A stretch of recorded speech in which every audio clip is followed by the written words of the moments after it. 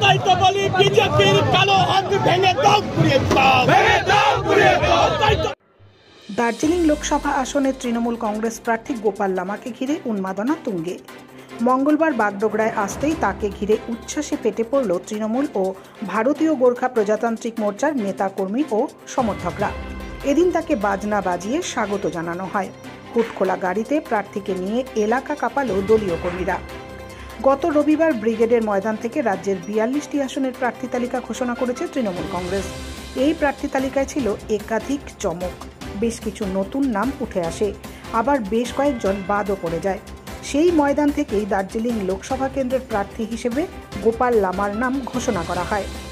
গোপাল লামা 2008-09 সালে শিলিগুড়ির মহকুমা শাসক ছিলেন। কিছুদিন আগেই তিনি রাজনীতিতে যোগ দেন। অবসরপ্রাপ্ত আমলা গোপাল লামা। এরপরে পর্যটন দপ্তরের যুগ্ম ডিরেক্টর পদেও ছিলেন গোপাল লামা।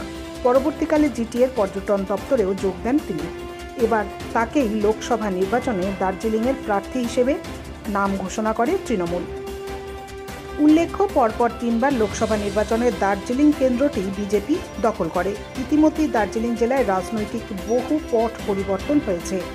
পাহাড়ের শক্তিশালী রাজনৈতিক দল হিসেবে সামনের সারিতে রয়েছে বিজিপিএম অর্থাৎ গোর্খা প্রজাতান্ত্রিক মোর্চা। অনিত থাপা বিজিপিএম এর সভাপতি। দার্জিলিং জেলায় পাহাড়ের ভোট একটা বড় বিষয়। যদিও বিজেপি এখনও দার্জিলিং কেন্দ্রের প্রার্থীর নাম ঘোষণা করেনি। গোপাল লামাকে প্রার্থী করায় এবারের লোকসভা নির্বাচনে বিজেপি ও তৃণমূলের মধ্যে যে হাড্ডাহাড্ডি লড়াই হবে তা বলাই বাহুল্য।